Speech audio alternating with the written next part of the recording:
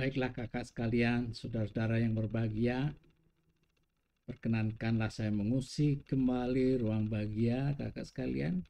Hadir kali ini atas pertanyaan beberapa kawan tentang bagaimana menggali kreativitas itu sendiri.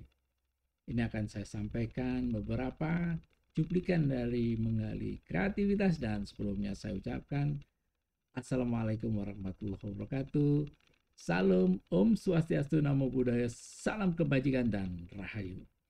Selebihnya akan saya gambarkan sebagai berikut. Bagaimana kita akan melihat kreativitas itu digali. Nah, ini gambarnya kota Surabaya yang sekarang lagi merekahnya bunga cabai puya yang berasal dari Brasilia. Tetapi bukan itu, sekarang saya bahas tentang bagaimana menggali kreativitas itu sendiri.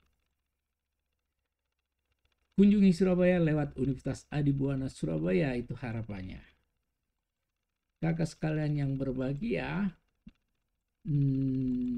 nah, tanda-tanda sebuah kreativitas itu selalu ditandai dengan novelty, yaitu kebaharuan. Manusia yang suka kebaharuan, datangnya kebaharuan dinantikan oleh dia, ingin different with others, berbeda dengan yang lain, itulah tanda-tanda kreatif. Kalau Anda tidak mendatangkan novelty atau tidak hadir yang pertama atau menjadi follower, berarti tidak boleh mengatakan dirinya kreatif. Kemudian useful, jadi kalau bisa apa yang kita buat itu penuh makna dan dapat digunakan. Kemudian understandable, ya kalau understand artinya semua yang dikerjakan oleh kita itu memahamkan seorang orang untuk mengetahui, untuk lebih bisa memaafkan, memanfaatkan. Itu berarti tanda-tanda kita manusia kreatif. Nah, sekarang ada istilah di Surabaya itu mak betunduk ya, artinya tiba-tiba. Itu istilah dari Surabaya, mak betunduk itu tiba-tiba. Jadi kreativitas itu tiba-tiba sebetulnya bisa datang dan hadir secara tiba-tiba karena apa? Desakan untuk maju. Karena kepingin maju, maka kreativitas itu muncul. Lalu pengalaman yang memicu ide mereka. Artinya bahwa pengalaman yang lama itu kadang-kadang memicu ide dari pengalaman yang existing, yang sudah ada.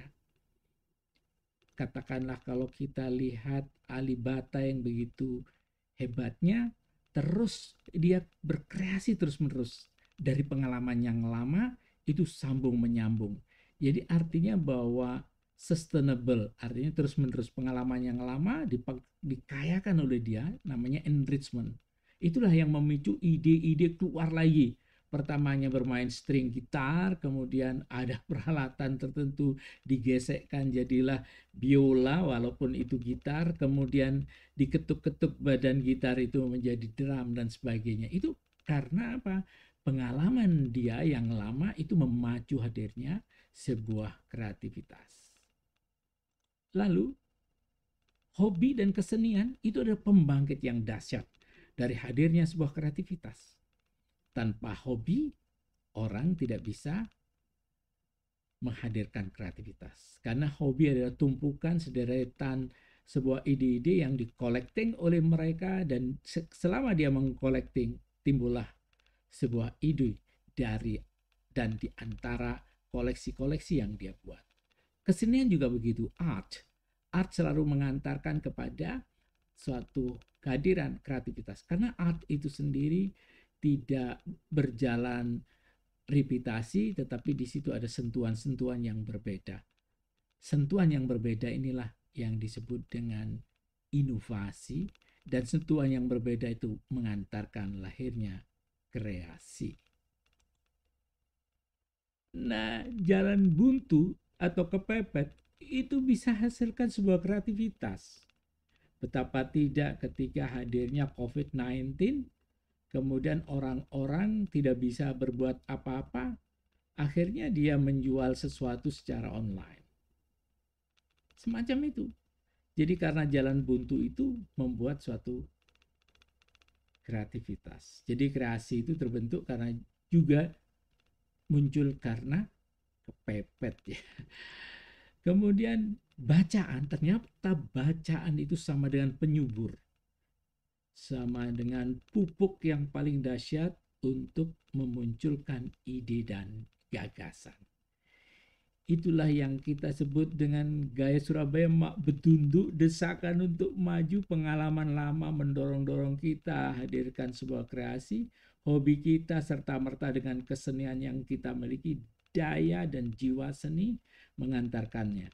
Apalagi ketika kita menemui jalan yang buntu, maka kreasi itu metu ke dalam Surabaya, keluarlah, dan bacaan ternyata penyubur dari kreasi itu. Ini tahapan-tahapan, mohon maaf, ini kami ambil dari bukunya Preparation. Jadi kita harus ada prepare. Tentunya pertama kali tahapan sebuah kreativitas itu karena tatanan awalnya sudah ada yang kita siapkan, kemudian konsentrasi, focusing pada sesuatu, itu yang akan memunculkan sebuah kreativitas, dan jadilah sebuah inkubasi, jadilah titik awal kita membuat, merangkai, mengawali, lanjut kita akan mengeliminasi sesuatu yang tidak berguna. Itu tahapan di dalam berkreasi. Kemudian kita melakukan suatu telaah dan akan memotong, mereview sesuatu yang tidak perlu. Suatu misal ketika kita lihat ternyata orang lain telah membuat, maka kita urungkan suatu kegiatan itu. Kita melakukan verifikasi.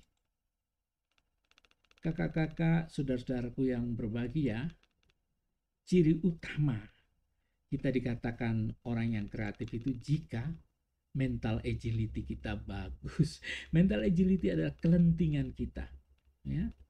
Jadi kelentingan kita untuk membuat sesuatu dan kelincahan mental lah, mental agility.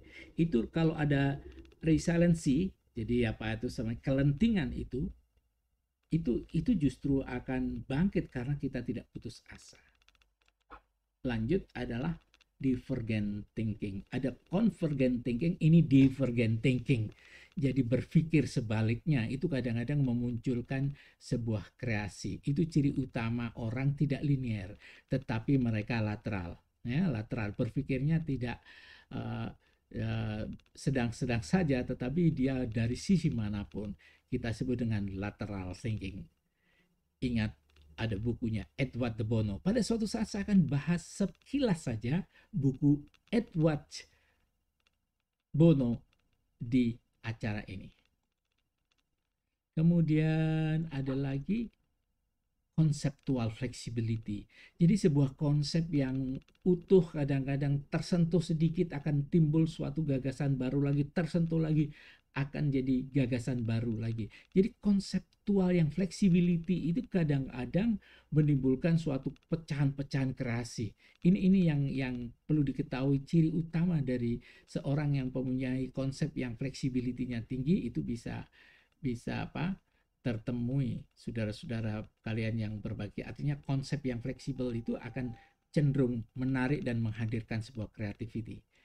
Lalu originally, jadi kalau kita itu bisa different with others dengan novelty, kebaharuan, itu namanya original. Jadi kita tidak menyontoh yang lain, tetapi betul-betul original. Apakah ada yang original itu? Ya, tidak mungkin yang original itu lahir, mesti ada yang mendahului di dalam suatu konsep keilmuan itu, pasti ada yang mendahulinya. Tapi original itu akan mengaburkan sesuatu yang lainnya sehingga dia muncul sebagai sesuatu yang baru. Lalu complexity dan simplicity. Jadi orang yang senang sesuatu yang tidak sederhana aja, ya, yang bulat-bulat, yang rumit-rumit itu kecenderungannya akan menghadirkan sebuah creativity. Itu ciri utama orangnya. Jadi tidak hanya sederhana aja, tapi dia terus bergerak dengan progres yang ada, melakukan suatu telah mendalam. Itu namanya orang yang dikategorikan ciri utama orang yang kreatif. Dan nah ini memang stimulating background. Jadi background dari seseorang itulah yang kadang-kadang menjadi ciri utama mereka seorang kreatif. Ini gambaran kepada kita sekalian. Jadi artinya bahwa tidak hanya orang itu bergerak seperti biasa-biasa saja, tentu ada latar belakangi, ada latar yang melatar belakangi maksudnya. Kakak-kakak yang budiman ada multiple skill. Jadi kalau orang itu memiliki multi talents, wah ini ya ciri utama mereka adalah orang kreatif. Orang kreatif itu malu menyontoh, tetapi dia akan melihat memperbaikinya menjadi sesuatu yang lebih bagus. Sehingga yang asli lupa dengan yang baru ini tadi. Artinya bahwa semuanya sudah terhapus menjadi ke titik originally. Ini gambar apa lagi nih? Ternyata gambar ini menunjukkan ciri pendamping dari seorang yang kreatif. Coba apa ya kalau kita lihat mengapa ada anak kecil itu. Anak kecil itu melihat kita bahwa ciri pendamping dari kreativitas itu kalau ada capacity for hard work. Kalau kita hanya sedang-sedang saja tidak ada kerja keras, maka manifestnya ya sesuatu yang sedang-sedang saja. Tetapi dengan capacity hard works, bekerja keras, maka memunculkan suatu kreativitas. Itu ciri pendampingnya. Kemudian adalah bagaimana dia bisa memutuskan, mempunyai hak ulayat, memutuskan sendiri. Jadi kecilnya ketergantungan merupakan ciri pendamping orang kreatif.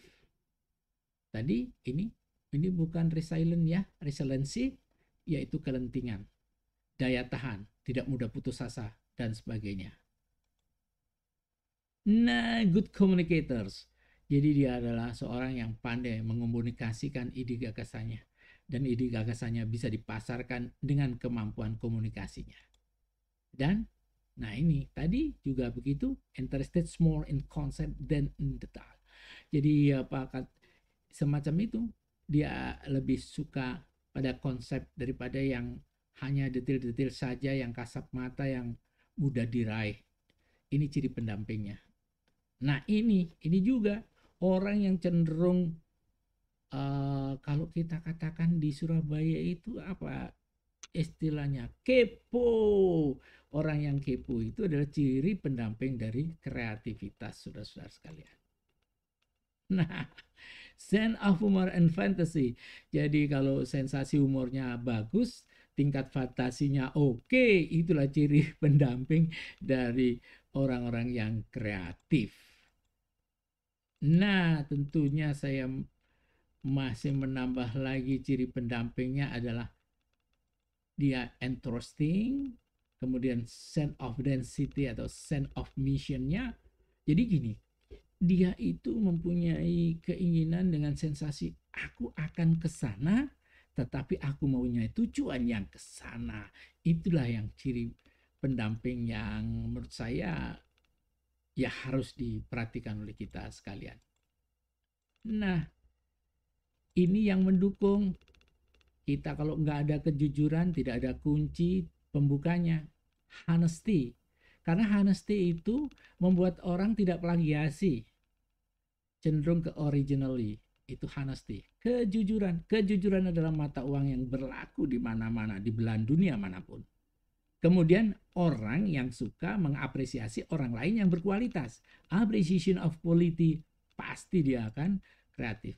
Tadi saya ulang lagi intellectual curiosity, yaitu keponya tadi.